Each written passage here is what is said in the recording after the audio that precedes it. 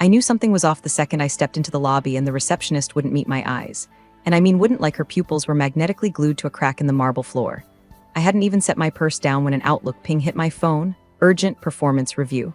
9:15 a.m. Conf. RM4C. Subject line all caps, no body, no signature. Cute. Let me set the stage here. I had just wrapped 12 consecutive quarters of growth. 12. We'd landed the Hastings account 3 weeks prior, projected $28 million in revenue over the next 3 years. I'd built that deal from a damn napkin sketch on a Delta flight. But now suddenly I'm getting ghost texted into a last-minute meeting like I'm about to be scolded for stealing someone's yogurt. When you've worked in finance this long, you develop a sixth sense, a psychic tickle in your spine when the vultures start circling. And my spine was screaming. Karen's door was cracked when I passed it. She was whispering to someone with that fake sympathy lilt she uses when she fires interns. The same one she used when she told Jenny from accounting that her role had evolved beyond her scope. Which is corporate for, we gave your job to a 22-year-old with a ring light and a stepdad on the board. Anyway, I took the long way to the meeting room. Not out of fear, just strategy. Give myself time to breathe, scan the halls, and clock who was avoiding me. A few guilty heads turned. One guy I'd mentored for 5 years literally ducked into the copy room. And that's when I knew it was happening. I slipped into my office and opened the locked drawer. My original contract. 8 pages of legalese, 3 of which I'd renegotiated after Q4 last year. I flipped to clause 11C. Read it, reread it, ran my finger over the initials. Karen's, Brian's, mine, it was still there, my parachute, my kill switch. My insurance against exactly the kind of amateur hour screw job I was about to walk into. I folded the papers, slid them into my leather portfolio and stood up. Adjusted my jacket, smiled into the mirror just once. Then walked out. Now, if you've made it this far, you're even remotely curious about how this all backfired for them in the most expensive, public, gloriously irreversible way, go ahead and hit that subscribe button. Maybe even drop a like. It keeps the stories rolling, and honestly, watching their downfall again in 4K deserves a little applause, don't you think? Back in the hallway, I passed the mural the CEO had commissioned after our Series D funding closed. A grotesque, backlit monstrosity of innovation. Funny, he never included the women who actually closed the deal. Just a bunch of stock photo models in VR goggles. When I got to conference room 4C, the blinds were already drawn. Karen was inside, sitting stiffly with 2 HR reps who looked like they'd just dry swallowed thumbtacks. Not a laptop in sight, no water, no printed reports, no performance discussion to be had, just the guillotine waiting for its cue. Victoria, Karen said, with this grimace that was trying to pass as empathy. Thanks for joining on such short notice. Of course, I said. I always make time for my team. Nobody smiled. She gestured to the chair. I didn't sit. There was a paper in front of her, 1 sheet, typed. I bet my 401k it was my termination notice. Karen cleared her throat like she was about to announce my dog had died. So I'll just get right to it. We're restructuring, and unfortunately, your position is being eliminated effective immediately. This decision is final and has been approved by leadership. Leadership, she meant Brian, who hadn't even bothered to show his boyish, botoxed face. I nodded slowly. No tears, no protest, just took a breath and said, understood. Karen blinked, surprised. Maybe she expected a meltdown, a scream, maybe even a beg, poor thing. She didn't know me at all. I'll need your badge, she added, almost apologetically. I handed it over, smiled, of course. And just like that, I was no longer an executive at Arcshern Financial. Except that wasn't true, not yet, because what Karen didn't realize, what none of them did, is that firing me one day before my bonus vested didn't save the money. It triggered a clause 11C, which meant they didn't just owe me $4 million. They owed me double, plus damages, but they'd find that out soon enough. I left conference room 4C like I was headed to lunch. Calm, collected like the pink slip in my hand was just a damn Panera receipt. Karen stayed behind, probably sweating through her blazer, praying I wouldn't make a scene. HR didn't even follow me. They just sat there like mannequins in a discount suit showroom, waiting for their next restructure. I passed my office and didn't even glance at it. They'd box my things for me, or they'd toss them in the supply closet and pretend they never knew I was here. That's how this game works. You don't build empires, you get rented by them, then discarded the second your value outpaces your obedience. But what Karen, and Brian especially, never understood was that I never played by their rules. I just let them think I did. Instead of heading for the elevators down to the parking garage, I swiped into the executive lift and punched the button for floor 45, legal and compliance. I'd spent enough time up there during the Hastings deal to know who still had a soul behind their NDA-stamped eyes. The receptionist barely looked up until I dropped my leather folder onto her desk. Tell Aaron Patel I'm here, I said. She blinked. Do you have an appointment? I just got fired, I said with a smile. He'll want to see me. Aaron was an assistant counsel who used to shadow me during negotiations. Smart guy. Sharp. Once asked me if he should go private sector or stay and rot in corporate. I told him to stay just long enough to know where the bodies are buried and who buried them. 10 minutes later, I was in his office. He closed the door behind us and gave me that same deer in headlights look I'd seen in the mirror the day I found out Brian got the CEO role after I practically built the pipeline he was now strutting around on. "You okay?" he asked. "They let me go," I said, effective immediately. No cause cited. No severance beyond standard. No mention of the incentive clause. His brow furrowed. "Which clause?" I opened the folder, flipped to the page, and handed it to him. "Clause 11C, paragraph 3, subsection A." He scanned it once, then again slower. His face didn't change, but his eyes sharpened like a camera coming into focus. "Did you add this during your Q4 renegotiation?" They initialed every page. Brian even asked what the multiplier line meant. I told him it was to cover transitional risk if I left. He shrugged. Aaron sat back in his chair. "Victoria, this clause is airtight. If they fired you within 24 hours of vesting, they owe you the full bonus, plus 50% of your final year's base, plus damages if contested in arbitration." "Correct," I said, and it wasn't just Brian. Karen knew. She signed the implementation memo last December. I have the PDF with her metadata on the drive. Time-stamped, notarized, backed up. 3 copies. Aaron let out a soft, horrified laugh. "They thought they could short-circuit the payout by axing you a day early? They think termination voids obligation. But the clause activates because of the termination. This is going to melt faces upstairs," he muttered. "I'm not here for revenge," I said. "I'm here for enforcement." He nodded slowly. "You want this escalated to lead counsel? I'd prefer if it came from you. At first, quietly. You've got relationships, I don't. And I'd rather the collapse happen from the inside out, not some LinkedIn spectacle." Aaron didn't say much after that. Just took a photo of the page, scanned my folder, and emailed himself the annotated packet. As I stood to leave, I said, "Don't worry about being on the wrong side of this." The wrong side was the one that thought I'd roll over. Outside his office, I didn't head to the garage. Not yet. I needed to make one more stop. I passed by the pantry on 43, saw 2 interns whispering over iced coffees, eyes wide like they'd seen a ghost. Word travels fast when the queen gets guillotined. Back in the elevator, I looked at my reflection in the steel, smoothed my hair, adjusted my collar, took a breath. They thought they'd buried me, but I wasn't dead. I was loaded, armed with paper, and their signatures. And in less than 24 hours, those signatures were going to cost them more than they ever made pretending to be smarter than me. Legal floor always smelled like printer toner and burnt ambition. Like dreams laminated and filed away next to compliance manuals nobody reads until they're subpoenaed. I walked past the framed photos of past general counsels, all square-jawed men with glassy eyes and $1,000 suits, and found Sarah sitting exactly where I hoped she'd be, hunched over her monitor in a cubicle too small for the amount of institutional knowledge she carried. Sarah was the type who remembered everything: case law, birthdays, the name of my cat. She was also the first intern I ever mentored, back when she still used sticky notes instead of citation software and believed HR actually protected employees. Now, 5 years in, she knew better, and I was about to give her a front row seat to exactly why. She looked up, startled. "Victoria, what are you? Didn't I just hear?"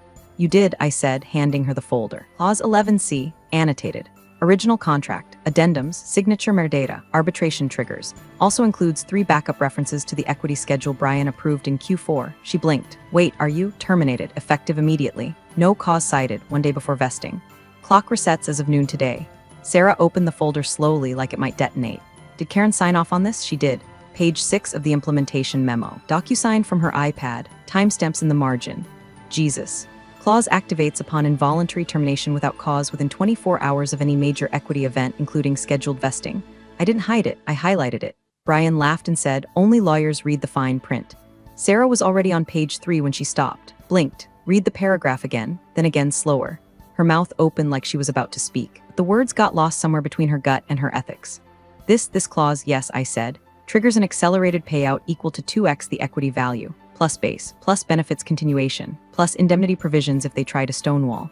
"Victoria, this is delicious?" She looked up at me, both horrified and impressed.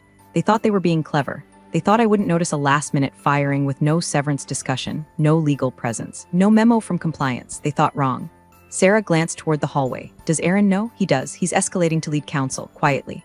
But I figured it wouldn't hurt if someone else started pulling the red thread too." She nodded, still absorbing it like her brain had just walked face first into a rake. Clause 11C. This language, it's surgical.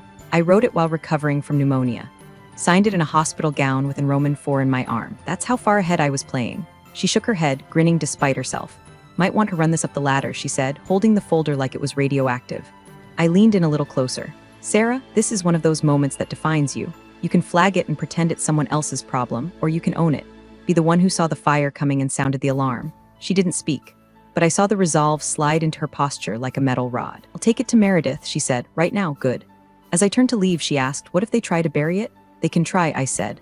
but it's already backed up in 3 places with time stamps. One copy in Aaron's hands, one in my personal legal archive, and one I paused in a drive labeled Brian's gift basket that automatically emails the full packet to the board if anyone modifies my employment record without a matching clause tag. Sarah's jaw dropped. Are you serious? I smiled. They like to pretend I'm a file folder in heels. I let them. It's amazing what you can build in the dark if no one bothers to watch you closely. I walked out of legal like I owned the floor. Not a single person stopped me. Not one raised a hand or asked where I was going. That's the thing about quiet exits. People assume you've accepted defeat. But that morning, I wasn't leaving the building broken. I was leaving it booby-trapped, and someone had just tripped the wire. Karen stormed into the HR war room like she was auditioning for a panic attack. Red-faced, rapid blinking, already sweating through the silk lining of her blazer. She didn't even shut the door behind her. Just slammed her laptop on the table and barked, "We need documentation now." Across the table, Shelley from HR blinked like a turtle yanked from a pond. Documentation of what, exactly? Victoria's termination. Something that shows we had just cause. A waiver, a write-up, an incident log, anything. Shelley typed with 2 fingers, scrolling through an empty folder like it might magically populate with HR miracles. Karen, she's never even had a formal warning or a verbal coaching note. She's clean. Karen threw her hands up. There has to be something. She's building a case. She walked out of here way too calm, and now legal is. She stopped herself. Shelley's brow furrowed. Legal is what? Never mind, Karen snapped. Just keep looking. Downstairs in compliance, a quiet alarm had already started to ring. Sarah had passed the folder to Meredith, the board's lead counsel, who read it once, turned the color of skim milk, and requested a discreet but immediate review of Victoria's employment history, contract amendments, and compensation triggers. Meanwhile, Karen was now dialing extensions like her career depended on it, which, incidentally, it did. "Jerry, it's Karen," she said into her phone. "I need all the emails tied to Victoria's Q4 renegotiation. Contracts, internal approvals, equity schedules, everything." "What do you mean it's archived?" "Then unarchive it." At that same moment, Victoria was packing up her office upstairs. Not hurried, not angry, not even solemn, just methodical. Picture a surgeon cleaning their tools after a successful operation. She unplugged her docking station, folded her sweaters with geometric precision, and placed her old Rolodex. Yes, she still had one, into her leather tote like it was a relic of a better time. She glanced at the photo on her desk, her and her mother, 10 years ago, toasting with cheap champagne the day Victoria got the Arctron offer. "Be so good they have to notice," her mom had said. They noticed, just too late. Back in the bunker, Meredith stood silently behind Karen, who was now furiously scribbling something onto a notepad as if paperwork could reverse time. "Karen," Meredith said. Karen jumped like someone had dropped a gun on the table. "Yes." Meredith held up the packet. "Is this your signature on page 6 of the implementation memo?" Karen squinted. Yes, but I didn't read all the amendments. Brian just said we needed her to stay through Q4. Meredith raised an eyebrow. "And you initialed every page?" "Well, yes. We were rushing to finalize headcount projections." Meredith tapped the folder. "Clause 11C. It triggers a payout that doubles the standard equity incentive if an executive is terminated without cause within 24 hours of a major equity event." "Wait," Shelley said from across the room. "She was due to vest tomorrow." "Exactly," Meredith replied. "You fired her today." The room fell into a silence so thick it could have choked a priest. "Technically," Meredith continued, "this wasn't just mishandled, it was catastrophic. Her contract is enforceable. She gave us notice of the clause. We have a timestamped record of when it was received. That makes it worse." Karen sat down hard as if gravity had remembered she existed. "We were trying to save the company $4 million, she whispered. Meredith's lips flattened. "You may have cost it 6, maybe more." Somewhere around the same time, a calendar invite appeared on the board chair's assistant screen. Subject, urgent, Victoria Owens Equity Clause Review. Priority highest. Sender, lead counsel. Back upstairs, Victoria zipped her bag shut, looked around her office one last time. It looked smaller now, like the walls had caved in slightly. Like the space knew it had lost something it couldn't replace. She walked out with nothing but a tote, her heels clicking steadily against the tile. Past the photos of Employee of the Month winners, past the glass cases full of trophies for innovation and team excellence. She paused only once at the elevator. One of the new hires from marketing stood there awkwardly. "Hey, Victoria, is it true they let you go?" She smiled politely. "That's the rumor.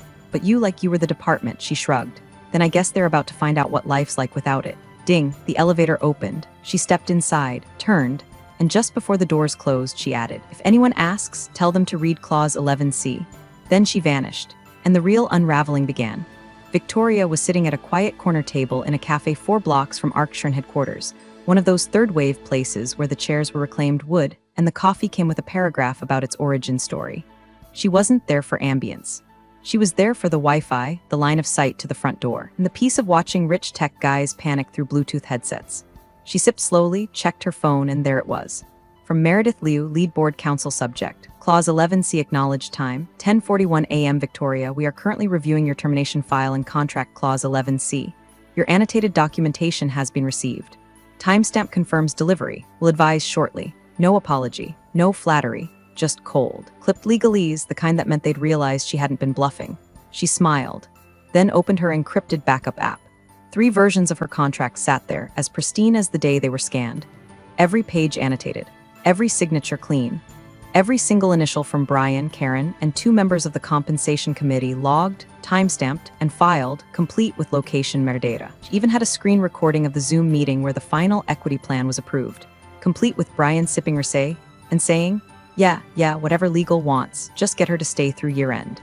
Across town, on the 44th floor of Arcturan HQ, Meredith slid the packet across the glossy conference room table with the kind of gentleness you'd use to hand someone a live grenade. Brian picked it up lazily, like a man swatting away a housefly. This again? He muttered. She's bluffing. She's not bluffing, Meredith said flatly. She's executing. Karen was in the corner, arms folded so tightly her fingers were turning purple. But if we already fired her, you didn't void the bonus, Meredith interrupted. You activated it. The clause explicitly states that termination without documented cause within 24 hours of a scheduled equity vest triggers accelerated payout terms. Brian blinked. We did that before it vested. That's the point. Meredith tapped the packet. You did it within the 24-hour trigger window. The clause doesn't just cover the moment of vesting, it protects against any last-second maneuvering. And you initialed that language yourself. Page 4, lower right corner. Timestamp 12:43 p.m., February 19th, during your Q4 board session. Brian's face dropped half an inch. No one reads that stuff. I thought legal was just being thorough. Meredith didn't even blink. We were. He flipped to the page, scanned it, and visibly flinched. Jesus. She also submitted her full termination file to Aaron Patel and Sarah Clark within 90 minutes of leaving the building. She has a digital trail that shows she notified 3 internal channels before your department even uploaded her exit memo. Karen let out a choked laugh. She was planning this. Meredith looked at her. Eyebrows raised. She was planning not to be robbed. Big difference. Back at the cafe, Victoria leaned back in her chair. It was that rare, electric feeling, vindication, but still wrapped in silence. The moment right before the world admits you were right. The pause before the storm understands it's about to rain in the wrong direction. Her phone buzzed again. From Sarah Clark subject. FYI clause language circulating time. 11:07 a.m. Meredith has forwarded your clause file to the compensation committee and external counsel. Things are moving quickly. Not everyone is happy. Stay alert. Victoria tapped out a simple reply. Understood. Let me know if they attempt to amend anything retroactively. I have version history on every doc. Then she closed her email, opened a crossword puzzle app, and got to work on a 7-letter word for poetic justice. Inside Arcturan, Brian was pacing now. So what's the damage? Meredith flipped through her notes. Standard payout was $4 million. Clause 11C adds a multiplier based on remaining unvested equity, plus a penalty for premature termination without cause, plus damages if she seeks arbitration. Ballpark it, he snapped. 6.5, she said, eyes cold. Assuming she doesn't push for more. Brian turned to Karen. You said this would save us money. Karen's voice was barely above a whisper. It was supposed to. They sat in silence. Then Brian muttered, fine, offer her a severance package, something clean, half of it, NDA, whatever it takes. Meredith didn't move. She already turned it down. What do you mean? She never asked for settlement, Meredith said. She didn't even ask for mediation. She just submitted the clause, the timestamps, and the chain of signatures. Karen swallowed hard. Then what the hell does she want? And that was the question, wasn't it? Because Victoria hadn't asked for anything, which meant she already knew she didn't have to. The door to conference room Arctura slammed shut like a coffin lid. Inside, the temperature dropped 10 degrees and not from the air conditioning. Meredith Liu, the company's lead counsel, stood at the head of the table, eyes sharp, jaw locked. She wasn't wearing her usual courtroom smile or corporate charm lipstick. She was wearing war paint, subtle but unmistakable. Brian, Karen, and the full compensation committee were already seated, water untouched, notepads unopened. The silence was thick enough to stir with a fork. Let's get one thing straight, Meredith began, pulling a stack of printed documents from a leather folio and slapping them down like evidence in a criminal trial. This isn't a miscommunication. It's not an HR oversight. This is a ticking liability with a lit fuse we lit ourselves. Brian leaned back, trying to play it cool. Look, we know she's making noise, but she's bluffing. She's always been dramatic. She's not bluffing, Meredith snapped, louder than anyone expected. And this isn't drama.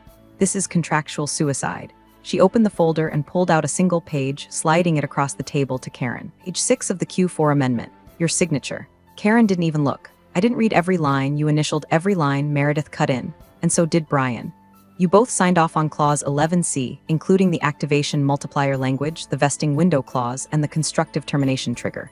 Constructive termination? Brian repeated, brow furrowed. Means you fired her under circumstances designed to avoid paying her a contractual obligation, Meredith explained. Which, in the eyes of the law, is the same as firing her because of that obligation. Karen paled, but we fired her for restructuring. We didn't mention the bonus. That's precisely the problem, Meredith said. There's no cause documented, no performance flags, no disciplinary notes, no redundancy justification filed with HR. We walked her out 23 hours before a scheduled equity vest, without reason, and thought that would void her bonus. What it actually did was activate every financial protection she embedded in that clause.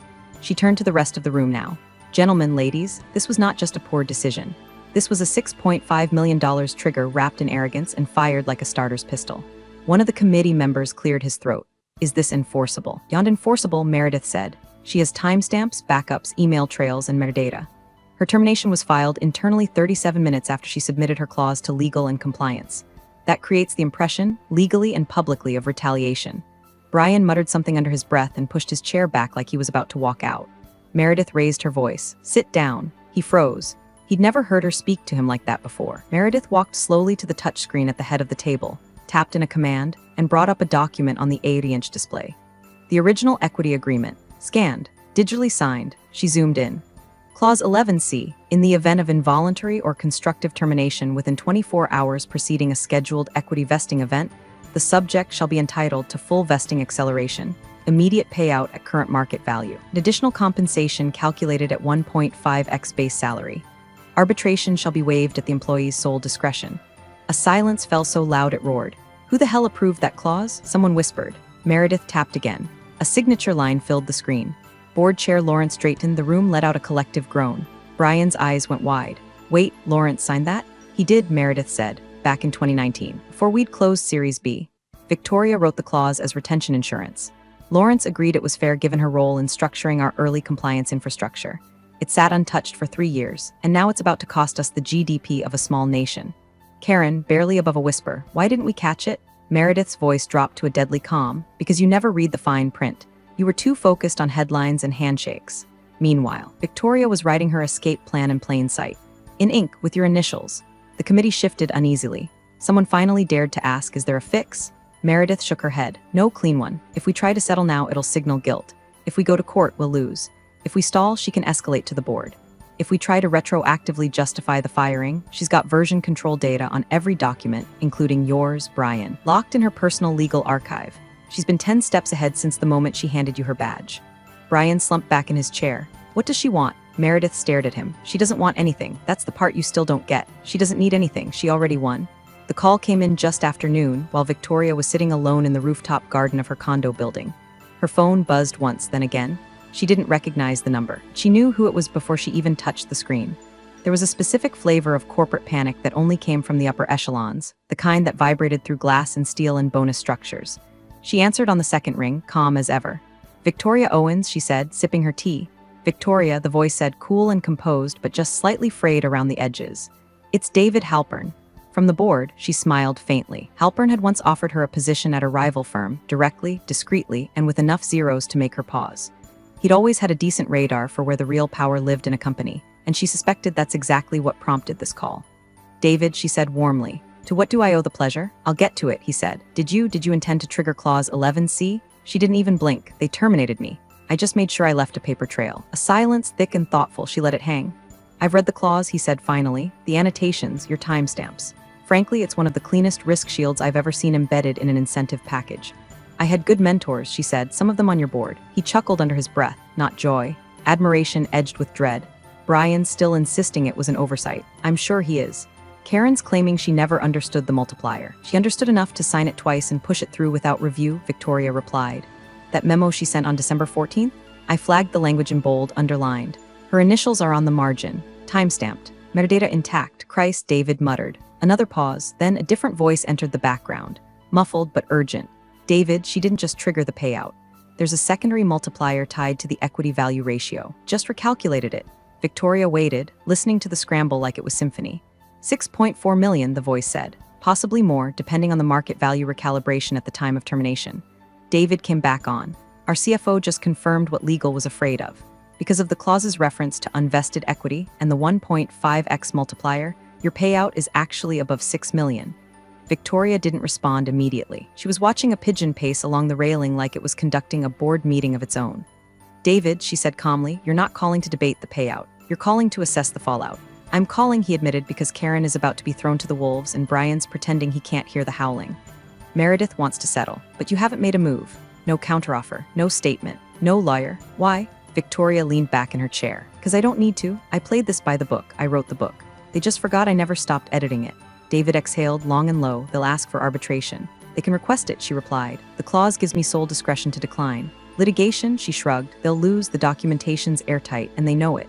That's why Meredith hasn't reached out directly. She's buying time, hoping I flinch. You won't, he said quietly. I haven't yet. Soft laugh. You know, Victoria, you always struck me as too composed for this business. Too methodical, but watching this unfold, I realize now that you weren't calm because you lacked fire. You were calm because you knew where every fuse was buried. That's why they hired me, she said, and why they shouldn't have fired me. The line went quiet for a moment. Then David said, I assume you'll be getting counsel involved eventually. I already did, she said, 3 years ago, and I wrote Clause 11C. Click. End call. She didn't smirk, she didn't gloat. She simply looked up at the sky and watched the clouds pass overhead. 6 million was never the point, not really. The point was they built an empire on her spine and thought they could kick it out from under themselves without consequences. But Victoria wasn't angry. She was precise. And precision always finds its target. The executive suite was dead silent, unnaturally so. The kind of silence you only get after the last champagne bottle's been emptied and someone finally notices the floor's on fire. Everyone had been summoned. No agenda, no coffee, just a hastily booked leadership sync that smelled more like a trial than a meeting. Brian sat at the head of the table, jaw tight, arms crossed like a teenager sent to detention. Karen sat to his left, visibly trembling, legal pad in front of her with nothing written but the word defensible in 5 different styles of handwriting. The CFO was ghost pale. The head of HR looked like she was rethinking every career choice she'd made since college, and the only person moving with purpose was Meredith Liu, lead counsel, and currently the only adult in the room. She dropped the packet on the table like a gavel. You've all read Clause 11C, she began, but allow me to read it aloud. One final time, so there is no further misunderstanding about what has just occurred. She didn't wait for permission. In the event of involuntary or constructive termination within 24 hours preceding a scheduled equity vesting event, the subject shall be entitled to full equity acceleration, compensation equivalent to 1.5x base salary, and associated damages as calculated under the pre-approved performance incentive plan. Employer waives arbitration in the case of demonstrable bad faith dismissal. She closed the file, slowly removed her glasses, and turned to Brian like a firing squad lining up its first shot. Brian, her voice was low and cracking. Please tell me you paid her. Brian blinked. Excuse me? Meredith stood straighter. Tell me right now that you issued her the bonus before the termination went through. He shifted in his seat. We terminated her before it vested. That was the point. The room went still. Jesus Christ, Meredith whispered. I mean, he added, palms up, if we fire her before the bonus vests, we don't have to pay it. That's how these things work. Everyone knows that. No, Meredith snapped loud enough to make Karen flinch. That's how you think it works. That clause wasn't written to avoid payment. It was written to protect the employee from exactly that kind of maneuver. The CFO looked up now, eyes haunted. You've already received a notice of intention to collect damages. It came through 2 hours ago. Her counsel submitted a certified statement with backup files, timestamps, internal emails, everything. Brian scoffed. So what? We counter. Negotiate. Offer half no, Meredith said. You don't negotiate with someone holding a loaded contract and a detonator in the other hand. She doesn't need to talk, she just has to wait. And right now, board is demanding to know why you authorized a termination without legal review or just caused documentation inside a protected clause window. Brian's smirk was fading now. Okay, so we pay her the bonus. Worst case, 4 million. Meredith turned to the CFO. Tell him. The CFO's face was grim. With the equity recalculations, performance triggers, and multiplier clause, Karen let out a strangled whisper. Multiplier? The CFO nodded. It's not 4 million. It's 6.5, and that's before damages. Brian leaned back in his chair like he'd just been hit with a sledgehammer. You can't be serious. She even submitted the meeting transcript from the Q4 session, where you dismissed her clause concerns on record, Meredith added. We're talking about a paper trail that might as well be written in blood.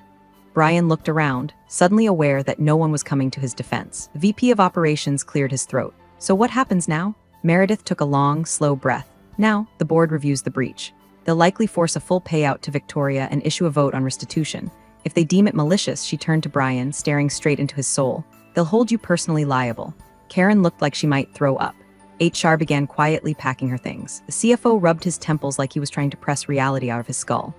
Brian finally found his voice again. She planned this. She set us up. Meredith's eyes narrowed. She protected herself. And you walked straight into the clause she warned you about. She didn't hide it. You just never read it.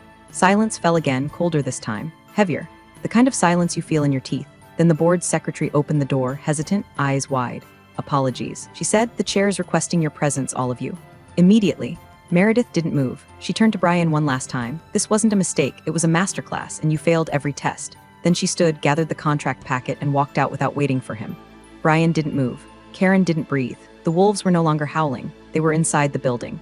The skyline outside Victoria's Austin hotel room was all glass, cranes, and ambition, every tower trying to outshine the next like a prom queen contest made of steel. She stood barefoot on the balcony in a robe that cost more than her first apartment rent, phone in one hand, a cool glass of something dangerously floral in the other. A notification pinged softly from her inbox. Subject: Settlement Package Arcturan Financial from External Counsel on behalf of Board of Directors Attachment. Final Settlement Agreement. Payment confirmation $6,586,250 and 0 cents note. Please review and return signed NDA within 5 business days. No public disclosure permitted without express board consent. She didn't open the NDA, didn't need to. The numbers were there. The payment was real. The damage already done. Her old company hadn't even managed to spin it. No press release. No new direction announcement. Just a quiet purge disguised as restructuring. Karen was already gone, resigned to pursue new opportunities, per the company intranet. Everyone inside knew it was a mercy killing. As for Brian, reassigned. That was the word they chose. Rumor had it he was now leading innovation initiatives in a newly invented department that had neither a budget nor an office.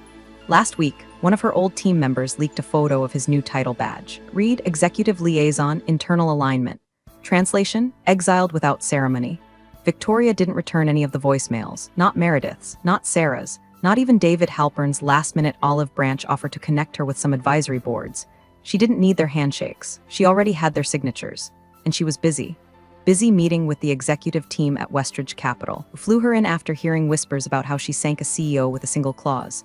They weren't hiring her for a role. They were offering her a seat at the table. Partner track, strategy division, autonomy, equity, a pen, not just a signature line. But tonight wasn't about negotiations. Tonight was about punctuation. She sat down on a lounger by the rooftop pool, kicked her feet up, and took a picture. Sand-colored tile beneath her toes. Drink perched beside her with a ridiculous garnish poking out. In the background, the city gleamed like $1 million apology. She opened her texts, scrolled until she found the last saved number from her Arcturan days, the board chair, typed one sentence, clause 11C, line 22, then attached the photo. No caption, no emoji, just the final word. Line 22, if anyone had forgotten, was the clause's closing statement, written in her own phrasing when legal let her adjust the language after 2 late-night calls and a bottle of wine. Failure to honor the terms herein shall constitute not only breach, but a systemic lapse in judgment subject to restitution, review, and reputational consequence. They'd initialed it. Brian had even chuckled at the wording. Now the clause had played out, start to finish, like a stage play she'd directed in silence. She hit send, watched the screen fade, took another sip of her drink. And for the first time in years, she felt it, not revenge, not satisfaction, not even victory, just clarity. She hadn't burned the bridge. She'd walked away from it with the deed in her hand, sold the land underneath, and charged them rent for the ashes. Big thanks for watching, you sneaky seniors. Subscribe to keep the coffee pot brewing revenge. Your ex-colleagues won't know what hit him.